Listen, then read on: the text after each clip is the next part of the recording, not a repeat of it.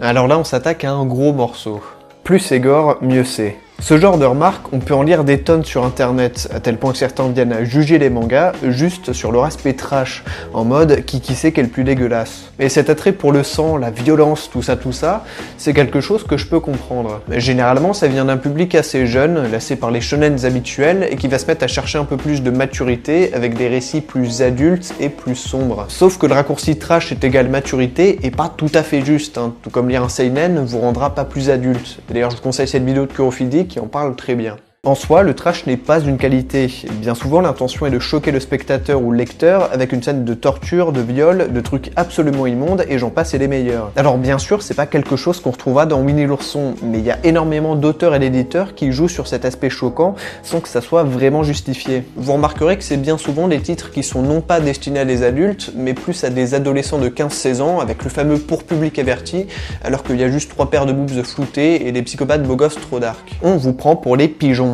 Mais le pire, c'est que j'achète. Et cette surenchère de trucs crades est à double tranchant. Si dans certains cas elle permet de faire monter l'intensité d'une scène pour la rendre insoutenable, bien souvent elle fait l'effet inverse en banalisant cette violence et en essayant de trouver pire à chaque fois. La plupart du temps c'est rigolo, et c'est souvent bien nul aussi.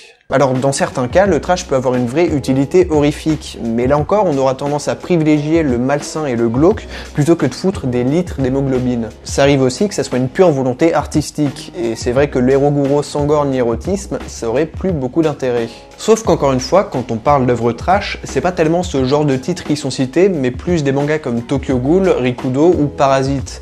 Et le pire c'est que c'est rarement l'aspect le plus réussi, alors qu'il y a plein d'autres qualités à côté. Après, si votre kiff c'est de voir une fille se prendre un parapluie en pleine gorge ou une gamine se faire éventrer par son grand frère, c'est votre droit. C'est comme si vous aimez voir des personnages forts devenir des morceaux de viande après 10 chapitres.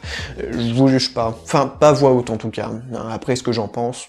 Non, en vrai, chacun est libre d'aimer ce qu'il veut. Le bon goût n'existe pas, ce qui n'empêche pas pour autant que quand quelque chose a des défauts, c'est bien de s'en rendre compte, de l'apprécier à sa juste valeur et de pas le faire passer pour ce qu'il n'est pas. À l'inverse, c'est bien aussi de dire quand c'est bien fait, quand c'est réussi. Et c'est pourquoi je vous ai trouvé 3 mangas trash dans lesquels c'est non seulement justifié, mais surtout bien fait. Du coup, on va s'éloigner un petit peu de vos Hanover et vos Corpse Party pour commencer avec le numéro 3, Ichi the Killer. Vous voulez des décapitations, de la torture et du sexe, et bah vous allez pas être déçus. Ichi est un tueur à gages détraqué et sociopathe au mode opératoire particulier.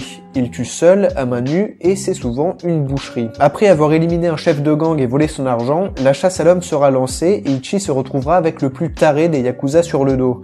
De quoi faire durer encore un peu le plaisir. À partir des premières pages, on est clairement fixé. Ça fait pas dans la demi-mesure, et chaque personnage qui entre en jeu est plus taré que le précédent. Clairement, il n'y a pas le bien et le mal. Les protagonistes sont autant des raclures que leurs ennemis, et à aucun moment on peut s'attacher à Ichi, qui n'est qu'un pervers pathétique désaxé.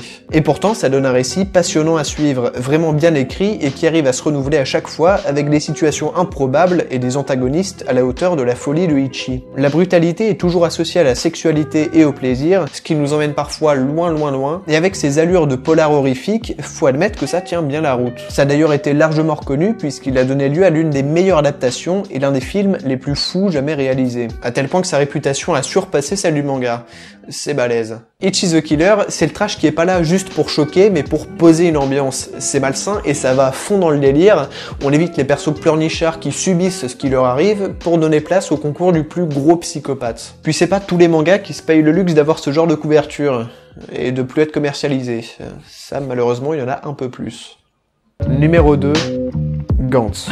Forcément qu'il allait être dans ce top. J'ai déjà pu en parler un peu sur la chaîne, mais c'est pas grave. Gantz, c'est une sphère noire étrange qui ordonne à des morts de se battre contre des extraterrestres. En gros, ils apparaissent dans une salle vide, on leur donne des armes, un équipement, et hop, c'est parti, ils ont 1 heure pour anéantir la menace. Kei Kurono, un lycéen solitaire et antipathique, devra prendre part au jeu après s'être fait percuter par un train.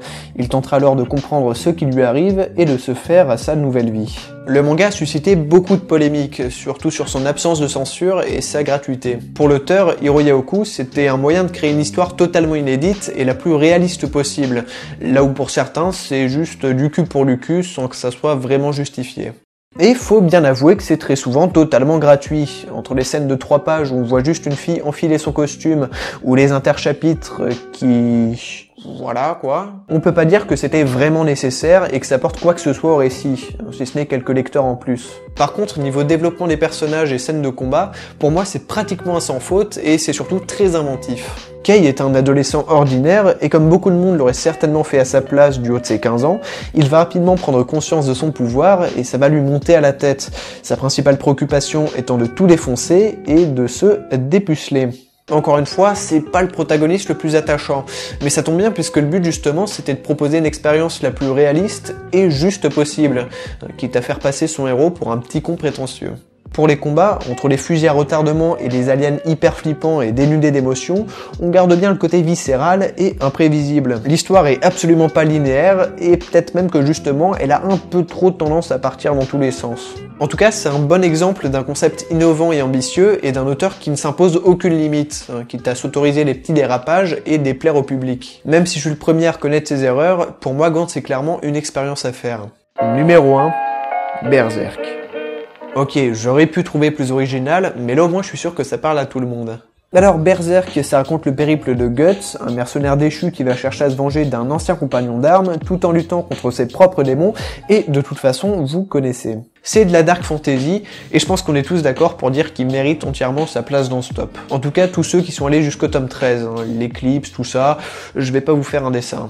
Et si ce passage a autant marqué, c'est justement parce que personne s'y attendait.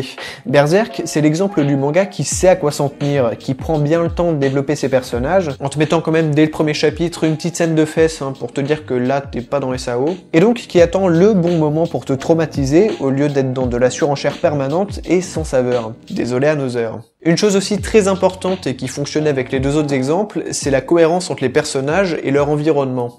Comme pour SNK, cette bestialité fait partie intégrante de l'univers. Guts est né et doit survivre dans cette ultra-violence, et pour ce faire, il emploiera lui aussi les grands moyens, en se bastonnant contre des démons et en faisant cavalier seul. C'est malheureusement un manga que certains ont tendance à idolâtrer pour cette ultra-violence, alors que justement, pour moi, sa principale qualité, c'est de savoir parfaitement la gérer, et de mettre que quand c'est vraiment nécessaire pour te traumatiser 30 fois plus. Encore désolé à nos heures.